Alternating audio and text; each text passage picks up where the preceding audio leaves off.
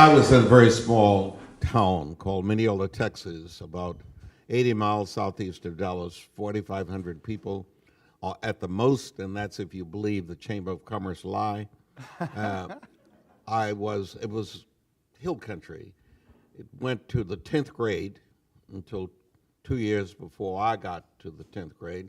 And then it went to the 12th grade. When it was 10th grade, you then had to go to another town if you wanted to do 11 and 12 and graduated from high school. You can clearly see there was absolutely zero interest on any future for any of us connected with that school. The school was called Mineola Colored High, and that was it. That's where I graduated from.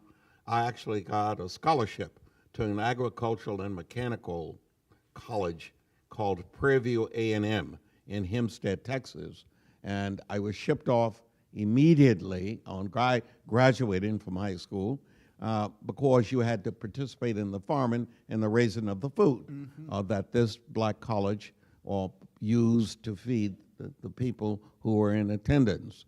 I got there, and within 2 weeks, being in those places where you eat family style, I was at a table with 7 athletes and me. And I looked around the dining room every meal, and it was the same way. There was always 7 athletes and a nerd type. I decided to organize the nerds, and that resulted in getting kicked out of school. And when I went back to Mineola, when they shipped me home, my mother was so devastated that her son embarrassed the family that she agreed to let me come live in California with my uncle. An uncle she had real trouble adjusting to because he never had a job. So she was concerned that I might end up being like my uncle. And some people say in the world of politics, you did turn out like your uncle. But nevertheless, that's how I got to California. So when you ask the question, in any of the things that I've done or ultimately became a part of, did I envision? Absolutely not. So who were your heroes? Who inspired you then? Well, you got to know that as you begin to do what you do, and I got here in August 4th, 1951, my goal when I got here instantly was to go to Stanford and become a math teacher. That's what I wanted to do. My perspective on achievement were teachers, period. That was probably, for most African Americans living in the South, and in particular in Texas, you either were prospectively a preacher, undertaker, or teacher, and that was it. There was no other real gig that you could aspire to. And so I decided I wanted to be a teacher. And I'd heard and read something about something called Stanford. And so when I got here, I went down there, August, mind you, 1951. And I got there and started answering questions for the admission people. And by the time I got to the end of the 4 or 5 people, they said, you know, you have not taken any admission, any of the admission tests.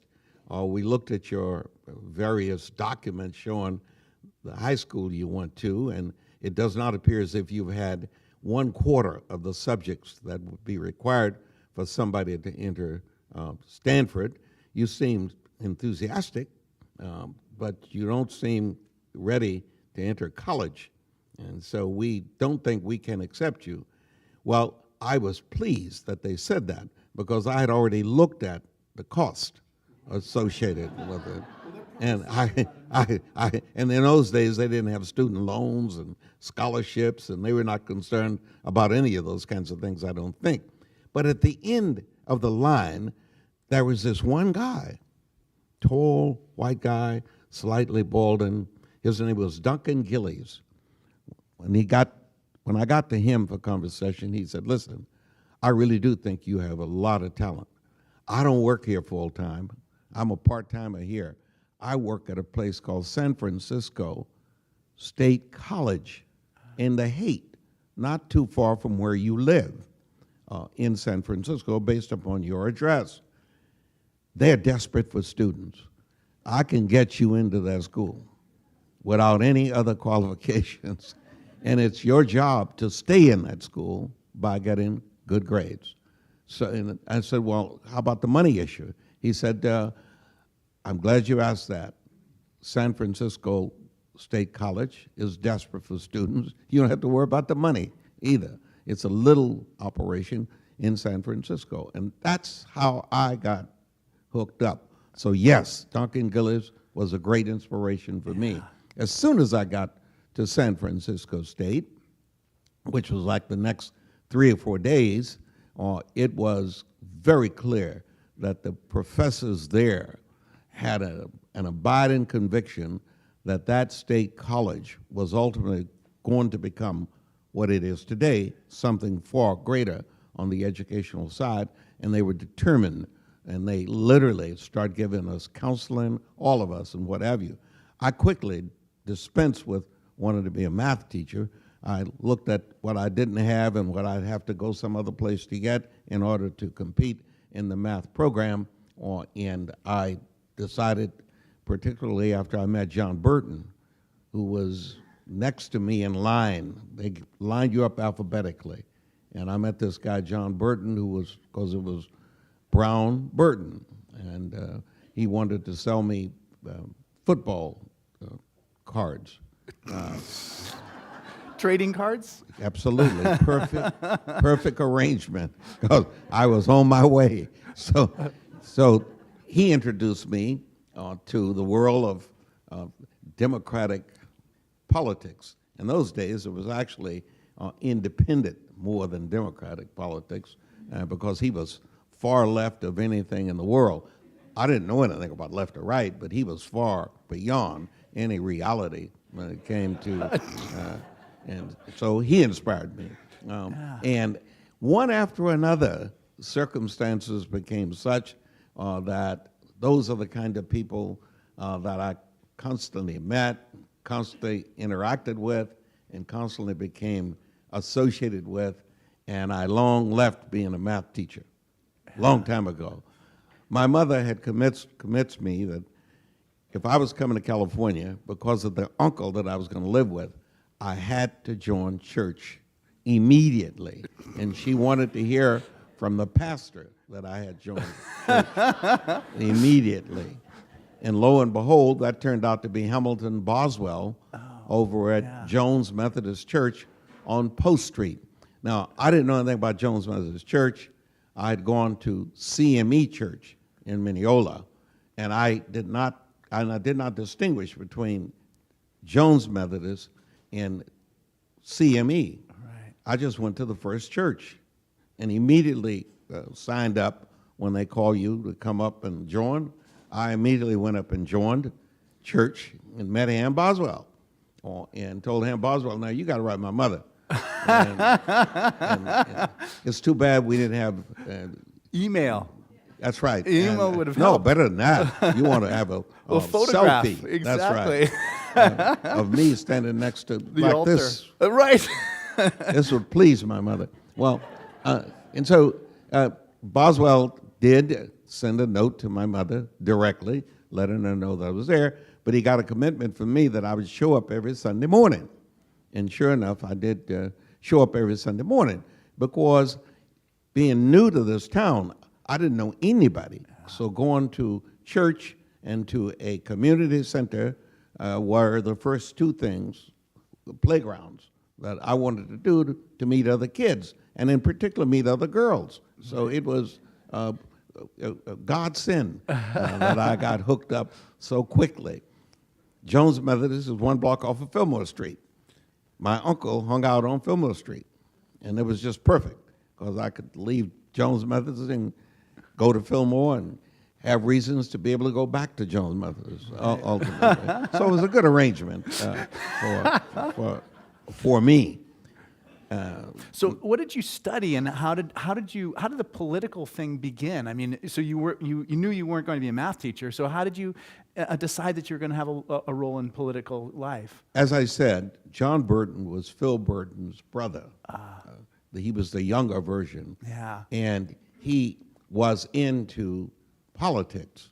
At that time, I believe that Vince Hallinan, was running for president on the Progressive Party ticket, which was like the communist ticket.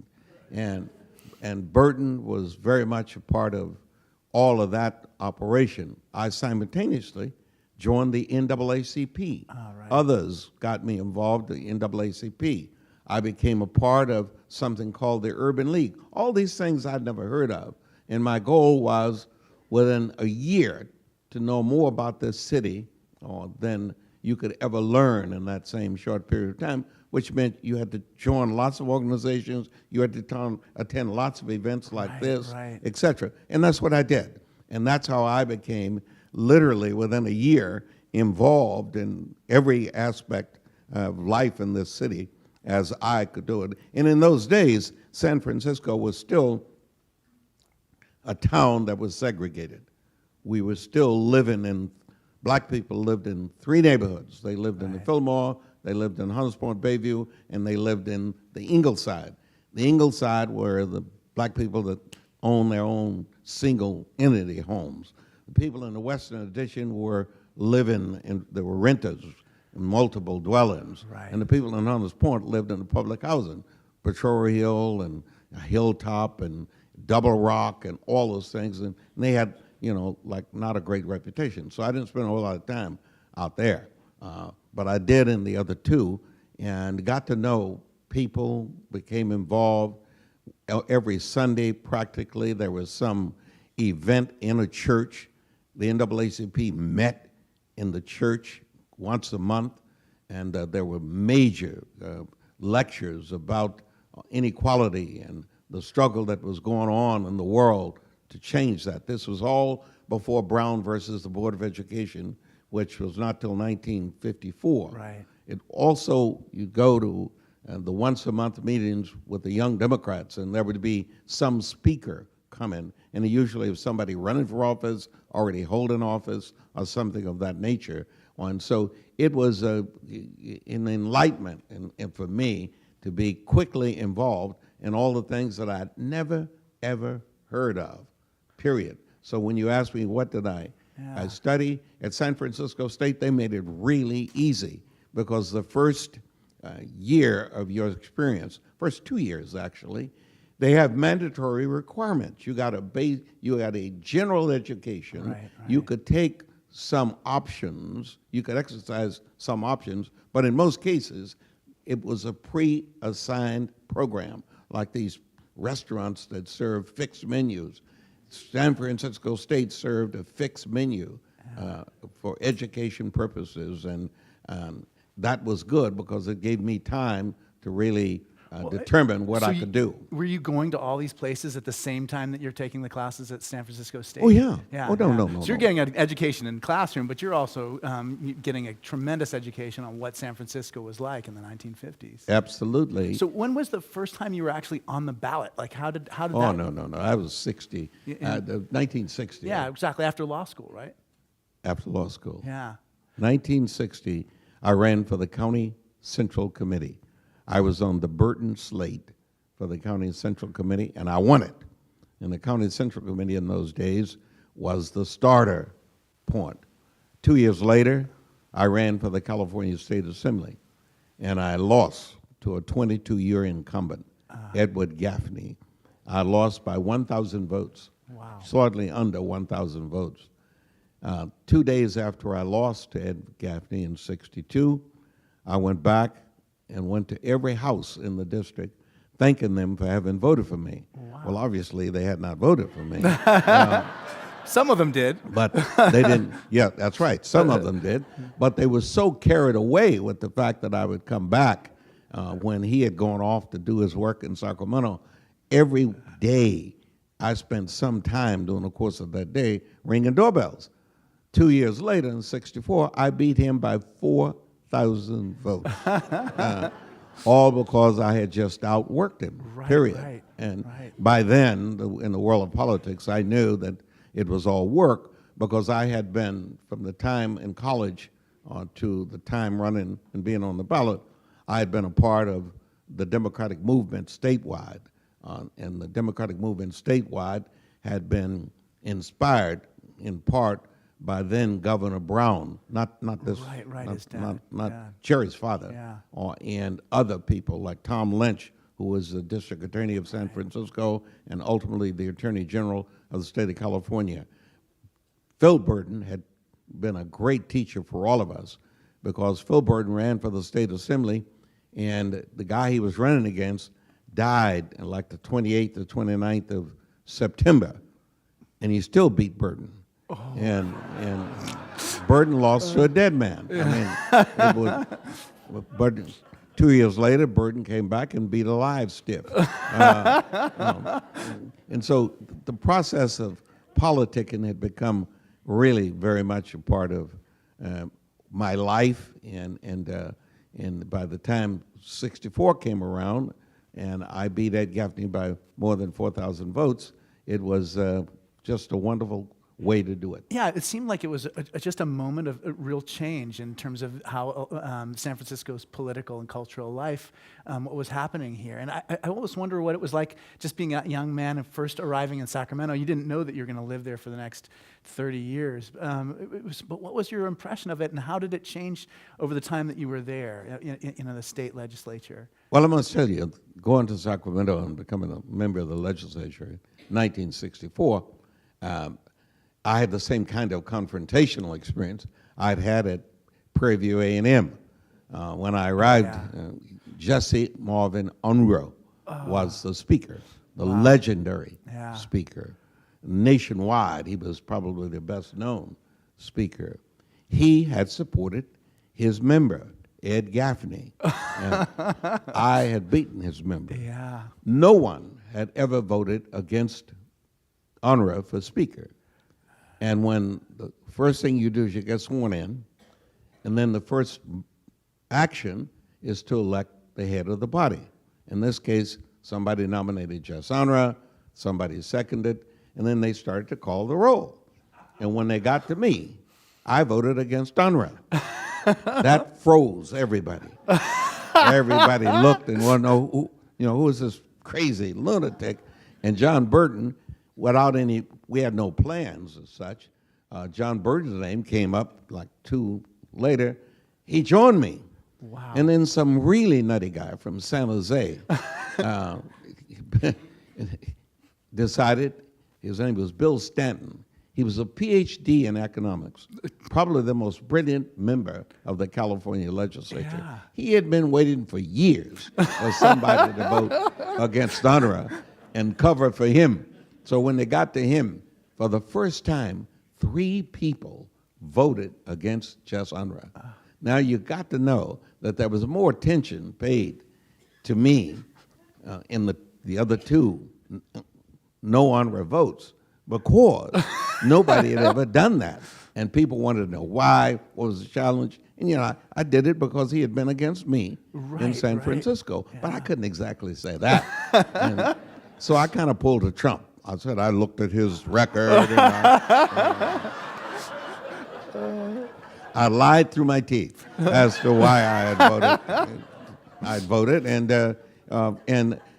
the other 2 guys said, well, we were with him. So Unruh was only angry with me. He considered those 2 guys being misled. But that started my operation in Sacramento. Right.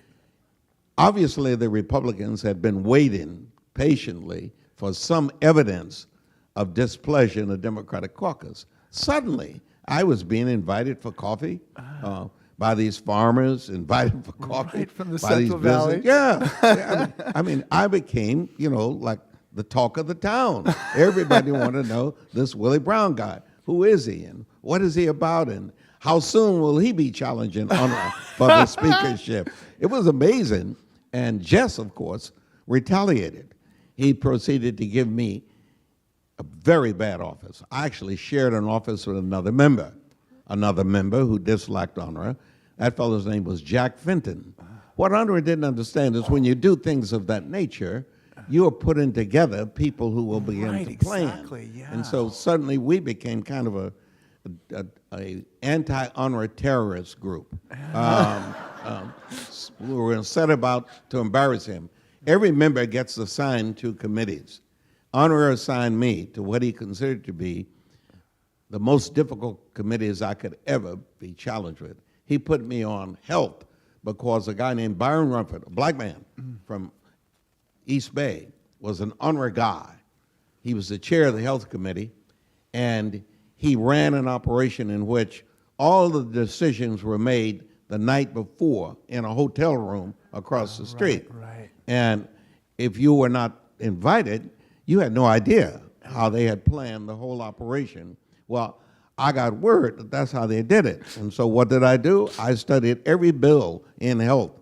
And so I could ask questions that would embarrass every member who was following that leadership. Yeah. I became really a pain and one or two of the members on that health committee loved the idea because suddenly things that they had been trying to do on health, no one would even allow them to bring it up. Well, since I wasn't at dinner the night before, I could legitimately bring up any subject matter. And so I began to do that, and I began to develop friendships with people like Laura Green and a couple of other people on the health committee, plus the Republicans. They literally zeroed in on me on the health committee. The doctors in this state, hospitals, went crazy. It became very clear that I could not become ill. There'd be no place I could go get any treatment whatsoever, that if I did. He put me on a committee on education that he thought was a nothing committee. Nobody ever did think, the teachers had just begun to organize. Yeah. They had just begun to become unionized. And when he put me on the education committee, it was like overnight I suddenly became the teacher's friend. Right, I became the guy that the teacher could count on to call saying, and it turned out that the chair, Gus Garrigus, was the chair of that committee. And he had been given that committee assignment not because he wanted it, but because nobody else wanted it, apparently. He was not in great favor with Andrea, and he was kind of a quiet, gentle giant, and he just loved the idea that he could slip me a note, and blindly I would read the note aloud. So now I'm on education with great amount of attention. He also put me on government efficiency and economy. Government efficiency and economy handles all of the license for all of the categories that were not, in fact, on the medical side. So here I am. I'm in government efficiency and economy, where all the other licenses are. I'm on education, and I am on the committee that handle health license. Yeah. Then he put me on the law committee, because all the lawyers went on the judiciary committee. Right. And that's where the lawyers were. The lawyers were not great honor people anyway, because he had been squelching them forever. And so suddenly I'm on 4 committees, all geared to potential honor overthrow people. Right. And it was just perfect. I had such a ball. I was rated in the first year as the #1 freshman in the legislature. It was incredible to have that much attention given to somebody who came, and I was Phil Burton's protege. And Phil Burton had been a thorn in Honor's side when Phil Burton was there. Phil Burton now had gone on to Congress. And Phil Burton was a genius at legislation. You would have a bill, and it would have a number and maybe 3 lines when it started out. By the time it was voted upon in the Senate, it would be 382 pages covering everything that you've ever wanted to hear. And that's how we got welfare reform in the state of California.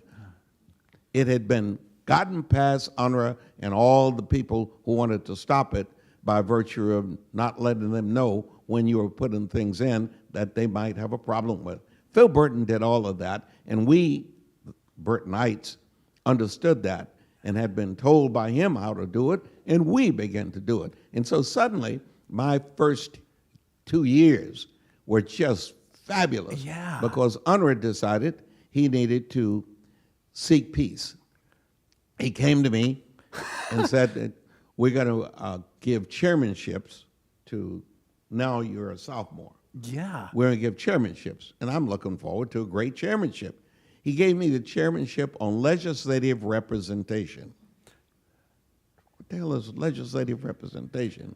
Nobody had ever had the chairmanship of that committee for years. And it was the only committee that was actually in the law. Yeah. It wasn't in the rules. It was in the law.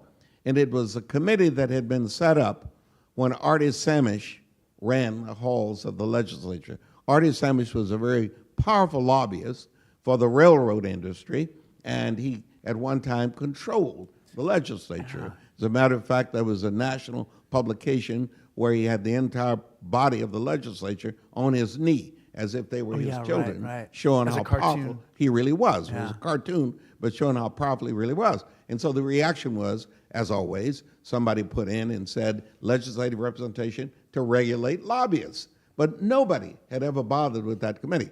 I, of course, read it, and it said regulate lobbyists. And Honora realized, after he had made me chair that committee, that he still had the right to name the other members. So he put himself and the Speaker pro tem, and he had the Senate he had two other people put on. So there were five people on that committee, me and four hostiles. It was just awful. I couldn't even call a committee meeting because you needed a quorum. Well, I decided, like Trump, I wrote rules and published them. And one of the rules was you had to wear a badge if you were a lobbyist, and you had to list all the people that you represented. That's in the great. halls. It took about 24 hours for Jess Arner to come to me and said, listen, that chairmanship you have, would you like a better chairmanship? So how That's the beginning of my career. and then how did you become speaker? I mean, it was Well, first of all, as usual, I lost. I was very close to a guy named Bob Moretti. He was one of the people elected with me in there were 10 of us, 5 Reaps and 5 Democrats. Burton, Brown, Moretti, Fenton were in the fellow named from I think it was from Santa Barbara.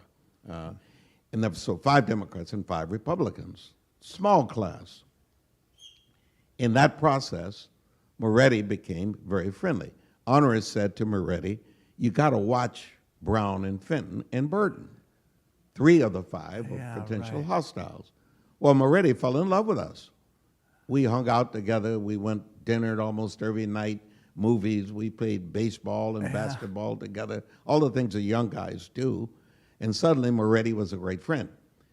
When the Republicans took over, and like I think it was maybe 68 or 70, they took over the House by numbers. They elected a guy named Bob Monaghan as Speaker, but they only won by 1. 2 years later, Democrats won the House back. Moretti had led the fight to get that to happen. Honor had gone on to run for governor and then for treasurer. We elected Moretti. I nominated Moretti. I wanted to be majority leader. Moretti says, no, you ought to be Ways and Means. I can't trust anybody to run the budget operation, the spending operation, except you. You're smarter than all these other guys. Go be Ways and Means chair. It'll mean more ultimately in your career. There's never been a black guy Ways and Means chair. There's never been a Ways and Means chair from San Francisco. Go do that job. I reluctantly accepted, and I'm glad he did that because that did become the foundation for my ultimate influence in the halls of the legislature and in government in California.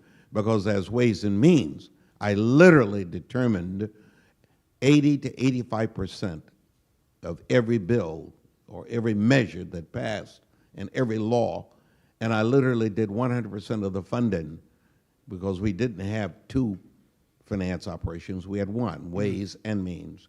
And the results were that I built up friendships with Republicans and conservative Democrats because I was trustworthy. I would work with people to get the result that they needed to have happen in their respective districts if it didn't harm San Francisco. and I had a group of loyal followers among the Democratic membership. And so when it was decided that Moretti was going to run for governor in 1974 as Speaker, he did not have to resign. So he left the House to me. He didn't resign. He should resign. He was beaten badly by Jerry Brown and 15 other people. There was like a lot of people running. Moretti ran. He was kind of a lackluster candidate for governor, and he ran fourth, I think. In the meantime, the other side had been planning to oust him as Speaker. If in February he had quit when he announced, I would have been made the Speaker in 1974. But he didn't. He decided in June, when he had lost, 3 days after he lost, he announced publicly, without clearing it with me and my friends, that he would resign at a certain time period in June. Well, that resignation came on the heels of his defeat. Jerry Brown was already locked up with a guy who was going to become my opponent, a fellow named Leo McCarthy from San Francisco, for the speakership. And sure enough, Leo McCarthy was able to convince my roommate, a fellow named Leon Ralph, who was supposed to nominate me. Leon kind of knew that I would never make him a significant member because he didn't have the talent. And I expressed myself in that regard.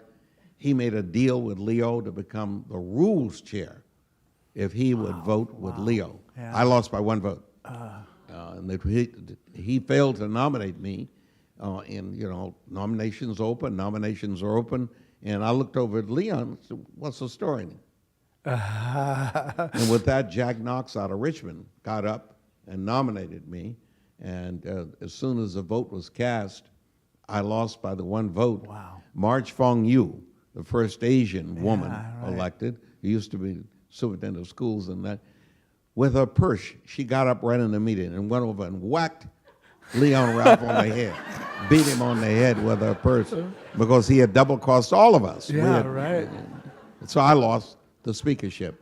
Well, McCarthy bounced me off of Ways and Means, put me in the smallest office in the building and what have you, and I decided I'm gone. I came back to San Francisco every night. I'd go up on Monday, wouldn't go back to the legislature again till Wednesday so I could be there for Thursday, and that was it.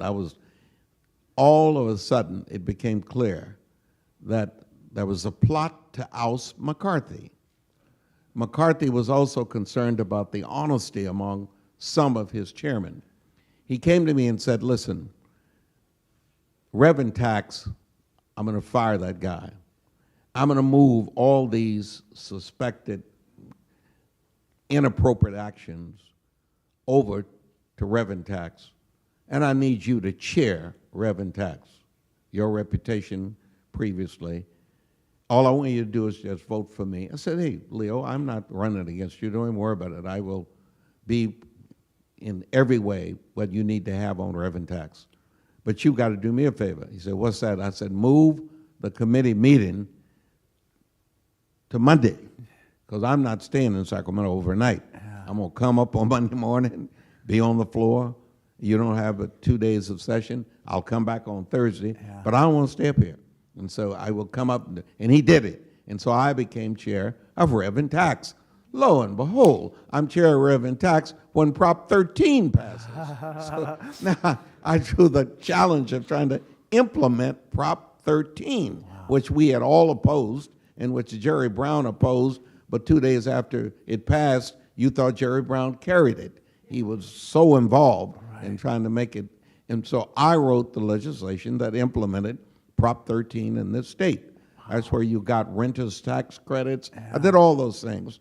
It's part of the duty and the responsibility. In the meantime, there was a plan and a plot afloat to get rid of Leo, headed by a guy out of Los Angeles named Howard Berman. They had become disenchanted with how he was handling things, and Leo had evidenced a desire to run for the U.S. Senate anyway, so they really thought he was losing interest in maintaining the House. And they set about to oust Leo. They decided to come to me. They came to me and said, listen, we think you can do a lot better than Reverend Tax if you'll side with us.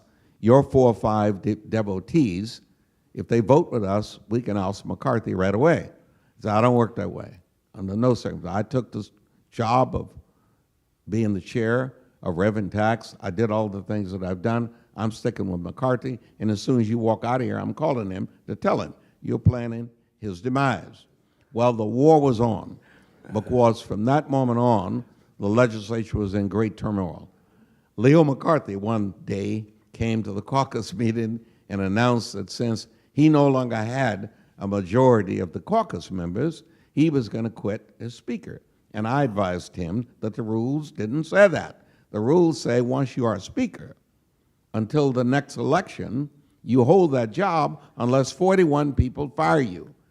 I said, I only count 25 people who want to fire you. You got the others. So the light went off. And so from that moment on, we were at war till the next election. When the next election, Leo still didn't have a majority of the Democratic caucus, and he was locked in to the idea he wouldn't be Speaker unless he had all Democrats. And I said, be my guest. I will be Speaker if I have X number of Democrats and all the Republicans. That's how I became Speaker. Right. I got 23 Democrats out of 47, and I got 28 Republicans out of 33. Wow. So my 51 votes was the first time in the history of the legislature that a combination of Democrats and Republicans had elected a Speaker. I developed a relationship with the Republicans through the Ways and Means process, through the Reverend Tax process, through the years of always treating every member equally, whether they were Republicans or Democrats. I never treated them differently because I thought once you were a member, you were a member. You were not a Democrat or a Republican. And I never abandoned any of my advocacy.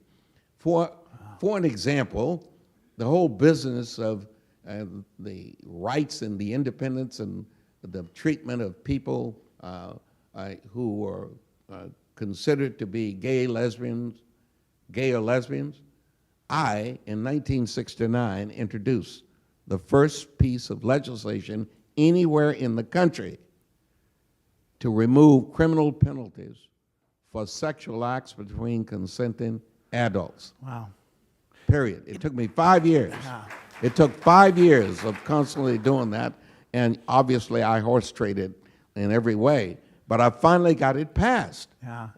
Period. You know, and so, this is so interesting to me, and it reminds me of being in Sacramento and what, but there's so much experience that's involved that was necessary for you to, I mean, you had to be that person on the Ways and Means Committee chair in order for the rest of your life to unfold. I mean, and you do have an expertise in political processes, and I look at Donald Trump, who's just so new to everything, and he has none of the kinds of experiences that you're talking about. You know, how is he going to be able to function, in the office? And maybe you could, before you get to that question, tell us a little bit about how he got there. Like, how did we get to this place where we are, where Donald Trump, a person who really made his name as a reality TV star, became the president of the United States? So how did we get here, and what are the prospects for somebody who really doesn't have the kind of political experience that you have? well, let's start with, I don't think Trump will ever be a quality president, period. It's impossible. And it's impossible because at his age and his previous history, his interest in the world of public policy making, his interest in every aspect of rules and regulations in a democracy are virtually non-existent. And he is not going to get there being the most powerful person that he is, hiring the kind of people that he has hired. I believe that you are, if an elected official, you ultimately become the end product of the people you're able to get to work for you and actually do the real work. Read the documents, review them, and give you candid advice and candid information. Donald Trump is none of that. He doesn't have the capacity to do that. He got elected through a fluke. Yeah, that's the question I have. So did the Electoral College elected Donald Trump, or did they vote against Hillary Clinton? They voted against Hillary Clinton. Yeah. Donald Trump was elected as an anti-Clinton vote, not a pro. You couldn't, just go back and look at all the things. Obviously, there are probably a third of the people in the country are Trumpites. There are people who are ill-informed. There are people who are uncaring. There are people who, in many cases, are warped on every aspect of religion. They are people who, for whatever reason, are beyond repair and beyond correction. That crowd was for Trump. They have never, ever been able to orchestrate that into a majority anywhere, whether it's dog catcher or whether it's a school board member or whether it's a member of the Assembly, Congress. They've never been able to put together among themselves a sufficient number of people to become a majority in this democracy. However, they have been successful at being associated with other folk who are not part of them, but become part of them in the protest operation against individual candidates.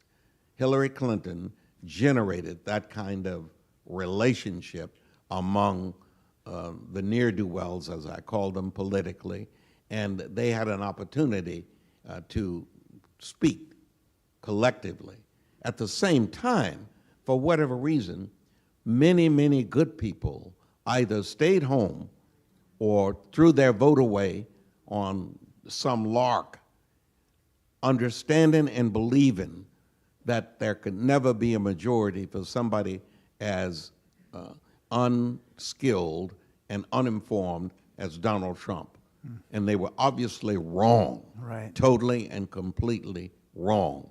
They were waiting for a Messiah that So if the Democrats had chosen Bernie Sanders, how would things have rolled out, do you think? If I suspect Bernie Sanders would have done better in making sure that the crowd that's anti-Hillary didn't show up. Right. The crowd that's anti-Hillary didn't do any of the things that they ultimately did, and I'm guessing that Bernie would have beaten Trump.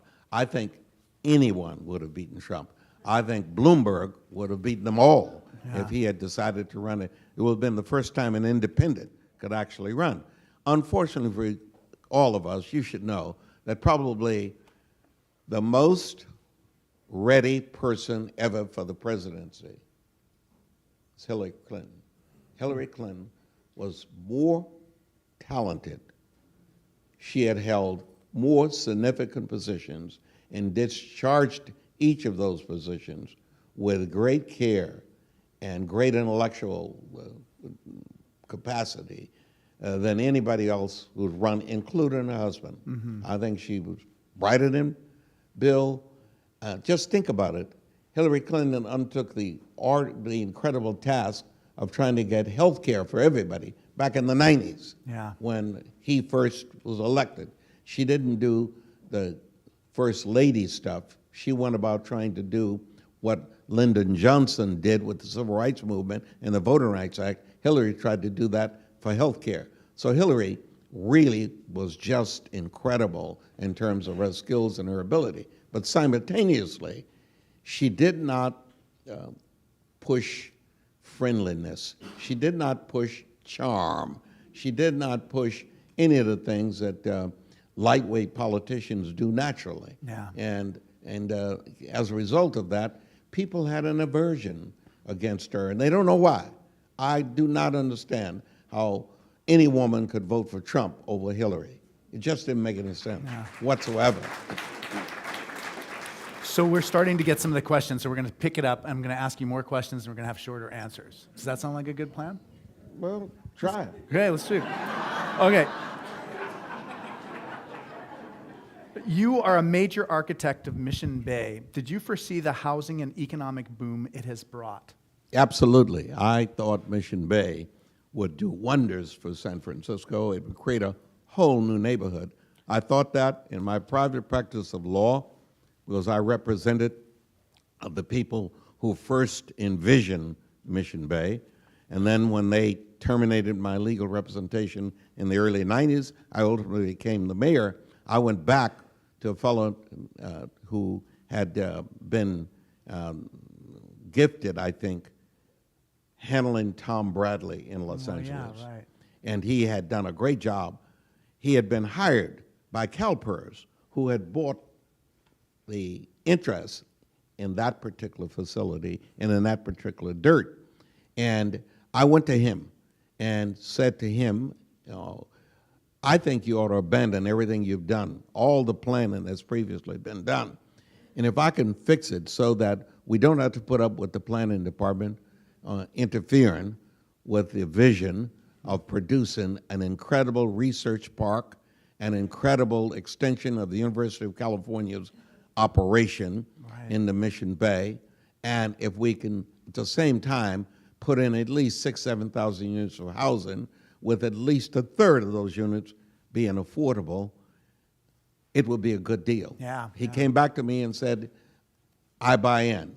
So then you need to know that that's going to cost you some free acreage, because the only way to get the University of California not to go to Brisbane or not to go to Alameda on Harbor Bay, we're going to have to give them land. I'm willing, as a city, to give them 1/3 of what you will give them. He agreed, and he gave them, I don't know, 29 or 30 acres. I gave him 13 acres, and then I got people like Gerson Baker and others to sign on to the idea of building the kind of thing that we now have in Mission Bay, period. And it is a magnificent, each of us ought to go just walk it.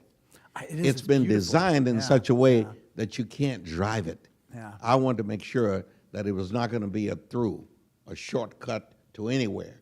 You can't, as a matter of fact, you can't find your way by car in Mission Bay. We so Google designed Maps it helps, though. that we got 6,900 units of housing there. We've got the same amount of open space, not in one place, but the same amount of open space as Golden Gate Park Yeah, that's- in Mission Bay. I mean, Mission Bay is an awesome operation. And then the University of California not only jumped at the idea of putting the research operation together, but they decided they wanted to expand on their Parnassus Hospital. And so they went out and acquired another piece of land right next door and got, I don't know, $2 billion or some other number to build Right. the new hospital. So here's one question that's come up twice. What is your opinion on proposals that California leave the U.S. in response to the conflict of values with the Trump administration? It's a great idea. You should know that in my early years in the legislature, I actually introduced a bill to divide California. Oh, yeah. I wanted to make it into two states. Right, right. Where's the 'Cause border? north and south. Well, San Luis Obispo. all the bad stuff we put probably Bakersfield south, and maybe might kick in Fresno here and there, but Bakersfield south for sure. I really thought that the state of California, Southern California and Northern California, 4 U.S. senators. Oh, yeah. It would be Completely. just fabulous. Yeah, exactly. It would be, and it would have been easy, I suspect. But I could not get that going. I finally gave up. I had a lot of great ideas. For an example, I said, under no circumstances should there be 3 separate airports or 3 or 4 separate ports. Yeah. Put them all under one port authority. And you decide that, you know, the short hoppers land in Oakland and San Jose. All the international long flights Yeah. out of San Francisco, and you have transportation between the 3 airports, and you have all, and in terms of the Port Authority, you put the port authorities. That shouldn't be an Oakland Port Authority, San Francisco, Well, Redwood. that's a lot of problems in the Bay That's Area. I think. crazy, yeah. There are a lot of problems in the Bay Area of just these different municipalities that are not coordinated. That's right. And I also said years ago that don't let the counties opt out on transportation. Oh, yeah, that's we the ought to part. have a transportation Yeah. system for the 9 counties. I agree. We passed the law and we let them, you could opt out. Yeah. So BART became a 3-county system. Exactly. Contra Costa, Alameda, and San Francisco. Yeah. Now they're trying to add San Mateo Yeah, Santa Clara. and Santa Clara. But just think about it. If in those days when things were not as expensive, land was not as difficult to navigate, I mean, I had some great vision. Well, here's a question. Here's a question about homelessness. So, homelessness is such a central issue for San Franciscans. What changes do you see? Do you see any kind of light on the horizon in terms of us being able to address this better? Homelessness is not subject to being solved by one municipality. Yeah. Homelessness is as much of a regional issue as transportation or as some of the other things that are regional issues. When I served as mayor of this city, I tried to address the homeless issue, and I came away, based on all of what my staff was doing and trying to do, with the conclusion that you can manage it, but you can't abolish it, period. You can't get rid of it. The state law, the federal laws won't let you do that because you can't move people without people engaging in some conduct that meets the standard of their freedoms being imposed upon and being moved in such a fashion. And so you really do need to address the issue of poverty in general. You need to address the issue of multiple operations in the lives of people. There are people who are druggies, there are people with mental conditions, there are people with physical conditions, there are people incapable of ever caring for themselves. However, they don't commit any of the offenses that would give you the right to take their freedom. We need to revisit all those kinds of things if we're really going to deal with how to deal with the issue involving poverty that evidences itself with people sleeping on the streets. I am perplexed till this day, and I walk all over downtown San Francisco. I don't go west of Van Ness. Yeah. With all due respect. But I got to tell you that, and it's interesting, people sleeping on the streets don't go west of Van Ness either. That's true. I haven't seen so many on Pacific Heights. Alta Plaza Park. Are you kidding me? You don't see any of them out there. But they go to special places. They'll go to Golden Gate Park, but now they've been run out of Golden Gate Park, so they're back downtown.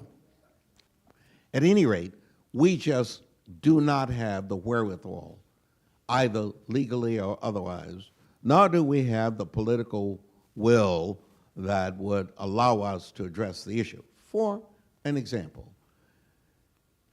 the whole business of being able to do the kind of thing with navigational centers that Mayor Lee is currently doing, that addresses the issue somewhat and permits us not to have to do what I see every day of people sleeping on the streets as I walk to work. There are people who regularly sleep the same spot every night, endangering themselves health-wise and otherwise. We just don't have the capacity to produce enough alternative locations. And in terms of that, I don't think we've ever tried to really govern effectively the internal operations of shelters or the internal operations of any of those things. There are many people on the streets whom I chat with that tell me they don't want to go to shelter. It's more dangerous than the streets. Well, obviously, we ought to address that in some kind of way if that happens to be true. The multiple diagnosis, you understand that probably in San Francisco, 25 to 40% of all the homeless people are in some manner veterans or veterans related. Just think, if we spend some attention and time with the Veterans Administration and with all that this nation should do for people who end up with problems associated with the war where they've killed other people and what have you, and they can't live with that anymore, and they're now taking drugs to deal with it and what have you, they become our problem as a city. They shouldn't be our problem as a city. We ought to be in partnership with the feds on things that can be done for veterans And believe me, the rules are different for veterans than they are for ordinary people. Here's actually a question about the federal government too. It's just so there are a lot of changes with the Trump administration having to do with immigration, having to do with the EPA, et cetera. And the question here is, what do ordinary citizens do when there are these massive changes that are happening in the federal level? What do we do as Californian citizens to do our part to make sure that the best thing happens? Politicians respond to pure, unadulterated numbers. We all want to be loved, and the best evidence of love is re-electing me. That's how you show love. So we need, as Californians, to become involved with wherever there is an opportunity to elect somebody that expresses our views and that's carrying our message throughout this land. And in 2018, there'll be a golden opportunity to do that. When I saw the millions of women marching on the 21st or 22nd of January, less than 60 days ago, and when I saw the number of people engaging in the protest movements, in most cases in a peaceful fashion, all I had hoped for is that that was what I would see on Election Day, rather than post-election day. And if we could do that, we can change this country. Yeah, that's great. One of the questions is, why can't California raise its taxes as the Fed cuts its spending and federal taxes? But Because the politicians can't get reelected in their minds if they raise your taxes. I would think there's probably going to be some adjustment of that. However, that might be an even better opportunity. The state of California, unlike North Carolina sends $1 to the feds and gets 7 back. State of California sends $1 to the feds and gets 40 cents back. It seems to me there should be some consideration given to the state of California, which is one of the great employers of people. The University of California and the educational systems, great employers of people. I am just guessing, I don't know the numbers, but I gotta believe that probably half of what's sent to the federal government comes from the employment process engaged in the state with public entities. The way in which the tax system works is the employer keeps the money that is supposed to go for taxes and to cover the taxes, and then quarterly sends it to the entity. State of California, you can't put them in jail, so why don't we just not send that money, put it in a trust account, and say, if you remove the kinds of things you're doing in healthcare and the kinds of things you're doing in education and the kinds of things you're doing in infrastructure and the environment, dollar for dollar, we're going to take it out of this trust account we have of your money so that we won't need to send you, and you can keep your money, and we'll keep ours. Obviously, there would be some confrontation. But so what? As long as it's not the ordinary citizen not remitting the taxes, it's the state not remitting the taxes. Can you see, were our governor, we would be having a lot of fun. I would be letting Trump know exactly what I have in my trust account that's his, and he can call me anytime for an exchange. So why did all the pollsters get the election wrong last fall? They're like the weathermen. And I think they may have been weather people at one time or something, because they were so far wrong. And I think they were wrong because they did not ask everybody. Yeah. I got more inquiries sent to my house for opinion purposes. I mean, almost every day there's another solicitation for a reaction. I know they're not doing that to everybody. I know they have selected me because I'm a regular voter.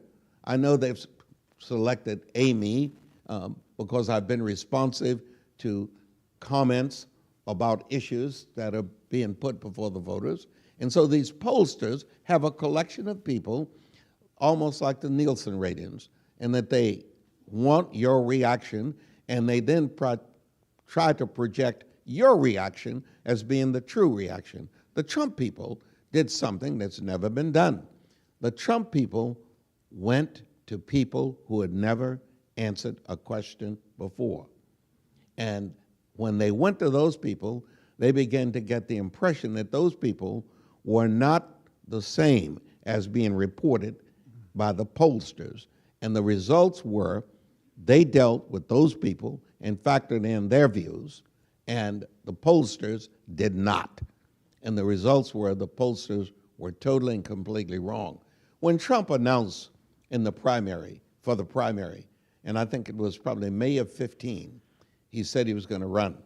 2 weeks after that, a Willie Brown column predicted that Trump would win the Republican primary. He would win the Republican primary because I looked at the attractiveness of the other 16 opponents. None of them had more than 1 or 2%.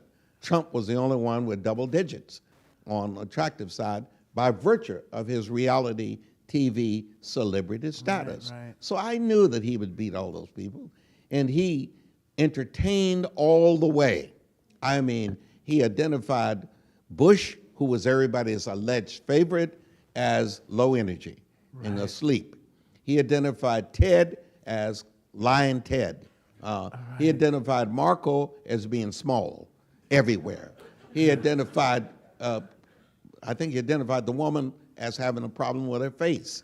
I mean, he really identified everybody. Right. And he identified, as an aside, he kept talking about crooked Hillary. Yeah. And that was never answered. None of those people were able to answer any of Trump. They didn't think they needed to go down to his level of debris and gutter in order to answer. And lo and behold, he was down there having a good time. And he ended up getting the nomination. He got the nomination. I then started projecting how he could possibly beat Hillary. I did not come to the conclusion enough that I predicted he would win, but I certainly said it's a mistake for us not to take him seriously. Yeah. Well, unfortunately for us, nobody went to Michigan, nobody went to Wisconsin, nobody went to Pennsylvania and asked those non-voters, non-traditional voters, questions. And they were the ones that beat us. And the pollsters got licked in the process. Yeah. And the pollsters are still wrong. They're saying Trump's numbers are so bad and all that business, but they're still asking the Willie Browns of the world, what do you think about Trump? Well, you don't need to ask me what I think about Trump. It's obvious what I think about Trump. Well, you know, I have so many more questions for you, but I've got to go and preach a sermon. So, so we'll just have to have you come back again sometime. I think one of the things I wanted to know about before we left, though, is just I love the section that you have on film whenever you write, and I just wonder if you could just say a few words about just what the movies mean to you and why that's such an interest of yours. Well, the movies have, all my life, the business of going to movies has been a part of me. Even when I lived in Mineola, they had 2 little bitty theaters across the street from each other. One was called the Leroy and the Select. They had 2 separate entrances. They had an entrance for colored and they had an entrance for white. And the coloreds had about 15 to 20 seats in what we called the buzzards roof. And we literally, and you could pay a nickel and you could stay all day in there and you'd see everything over and over again. And that's what I did for fun. I went to movies over and over again, and I really had in mind one time, I didn't like the idea that I never saw any minority cowboy except Tonto. And everybody else was white. And I loved, however, being a cowboy. I was a cowboy. I had a horse. I had all those kinds of things, and I was into movies, really into movies. But they were all, movies that were nothing like they are today. As I evolved in San Francisco, I still went to movies. When we had like movies in this town, Uptown Theater on Steiner and Sutter. Yeah. We had the Elroy. We had all these separate movie houses all over the city. They were not very expensive. I went to movies. That was my deal. I did not go play golf. I did not go, to the country club. I didn't go to any of the things. I didn't play tennis. I didn't play those things. I went to movies, and I still go to movies. If I get 2 hours, and no matter where I am in the city, there's always a theater somewhere close by, I don't even look to see what's playing. I go in to see what's on the screen time-wise. Right, And I right. go in, and if the Well, movie... it fits your schedule. That's right. If the movie hasn't, and I go in sometimes after the movie starts. I may arrive there 5 or 10 minutes after it starts, but I can figure out quickly what went on before. I may not have seen the scene, but I can figure out based on where the story happens to be. So what do you and love I about only it? go to movies alone. I don't want anybody interfering with my watching the movies, period. And that's my life. I am into movies. And I see probably 150 movies a year. Wow. And so it's those people, it's the way that people interact with each other, the spectacle of it, that's what you love? I love Or it's the just artistic imagination. I love the fictional account. And I'm now recognizing that almost every film now is based on a true story. Come on, give me a break. Based on a true story. I care whether or not King Kong was really out there. Give me a break. So I love movies, and I hate critics. Yeah. I hate critics. They write about the lighting wasn't good and all that. No, I went in there to be entertained. I didn't go in there for light. I come to Grace Cathedral for light. Thanks be to God.